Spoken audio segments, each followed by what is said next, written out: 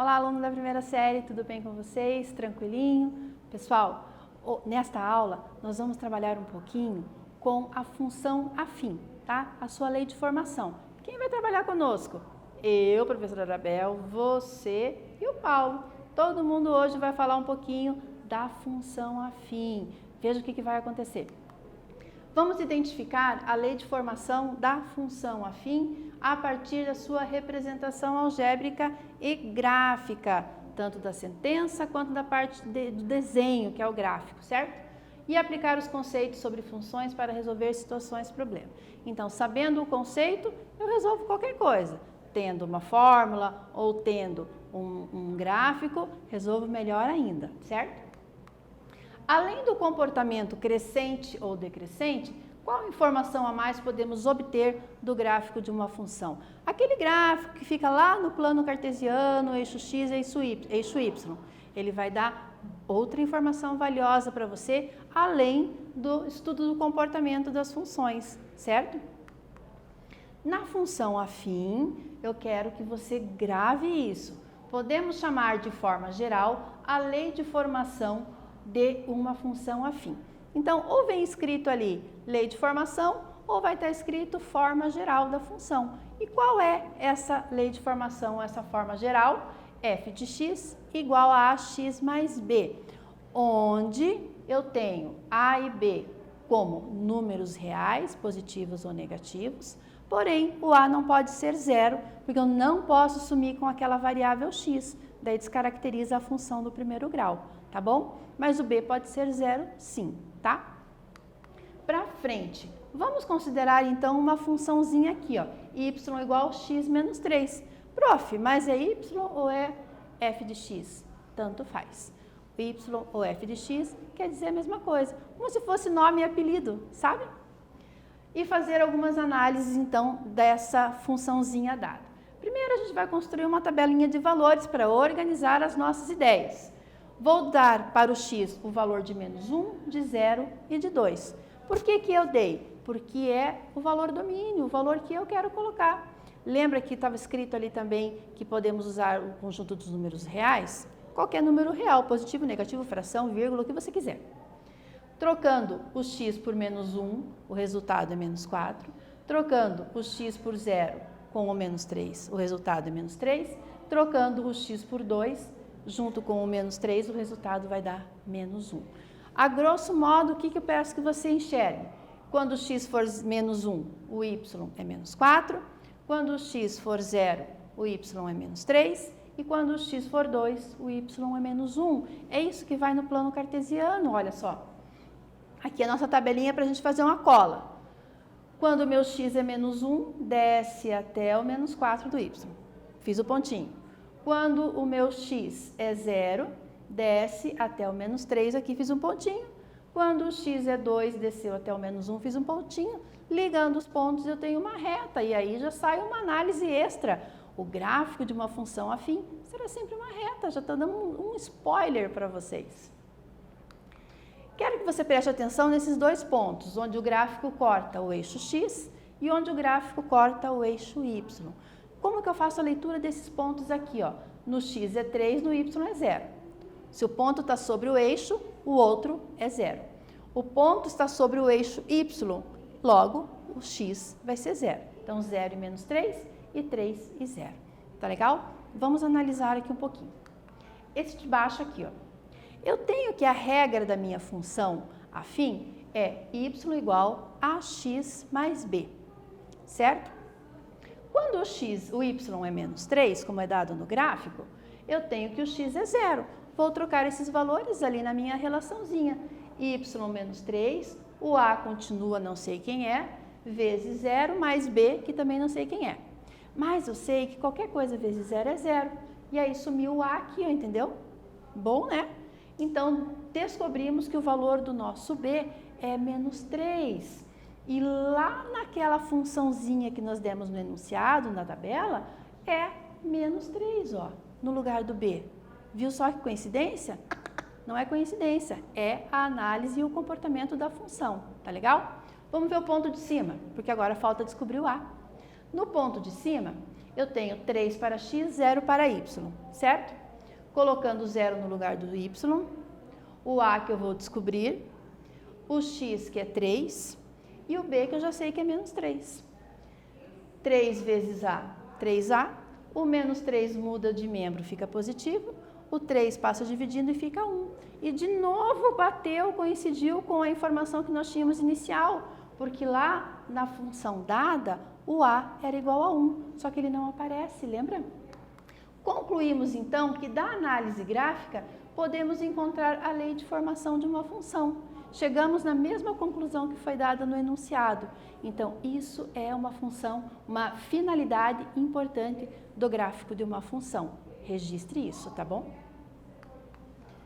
Neste primeiro exercício, uma empresa produz jogos pedagógicos para computadores com custo fixo de R$ 1.000 e custo variável de R$ 100 por unidade de jogo produzida.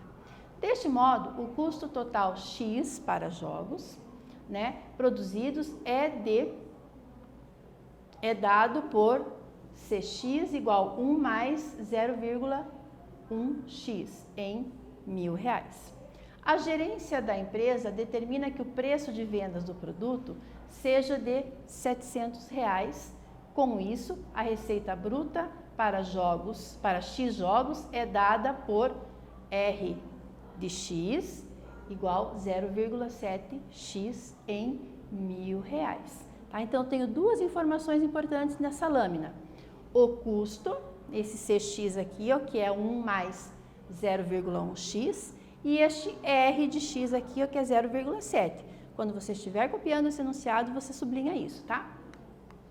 O lucro líquido obtido pela venda de X unidades de jogos é calculado pela diferença entre receita bruta e custos totais. Outra informação importante, sublinhe. O gráfico que modela corretamente o lucro líquido dessa empresa quando são produzidos X jogos você vai precisar montar um gráfico. Para montar um gráfico, você viu que você precisa de duas informações, 2 pontos. Então, troque uma informação por 0 e calcule. Depois, troque a outra informação por 0 e calcule, como nós fizemos ali no exemplo anterior. E a gente já vai corrigir o que você fez.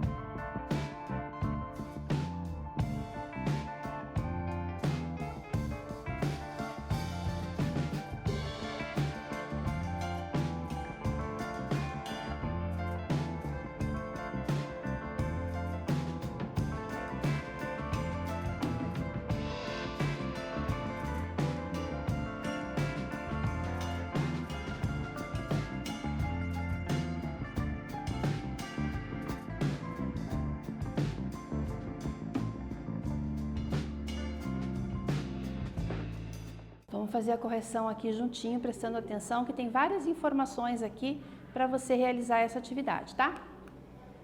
Primeiro, o lucro é dado por receita menos custo. Receita é o valor que eu obtive com a venda de um produto. Custo é quanto eu gastei para produzir aquele produto, né? Então, quando eu tenho a diferença entre esses dois valores, eu percebo se eu tenho um lucro positivo ou um lucro negativo, que é o prejuízo, tá certo?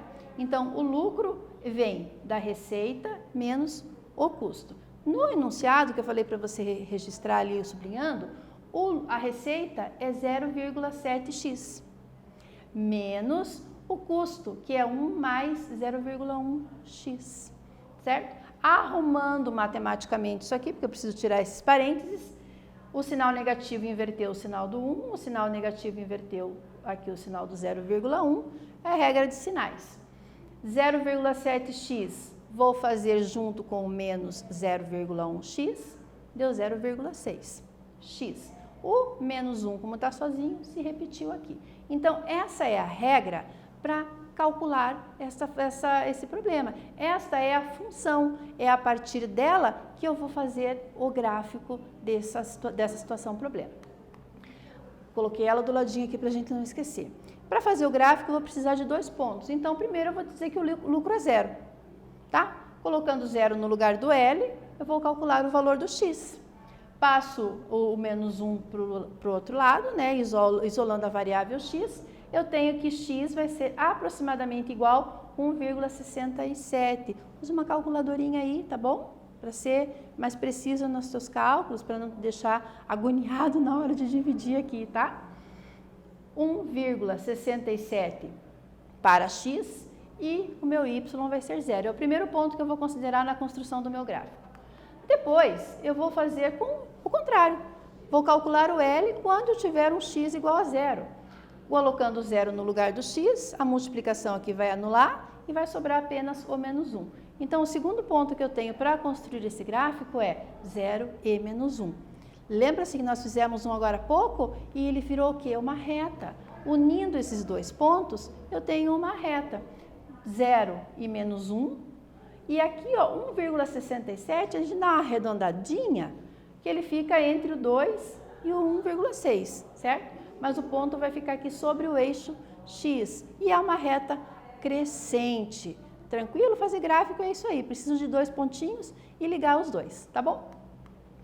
Veja também que o valor de B está na interseção do gráfico com o eixo das ordenadas. Como isso, professora? Aqui, ó, para eu calcular o meu f de x, aqui a regra geral, f de x, ax mais b.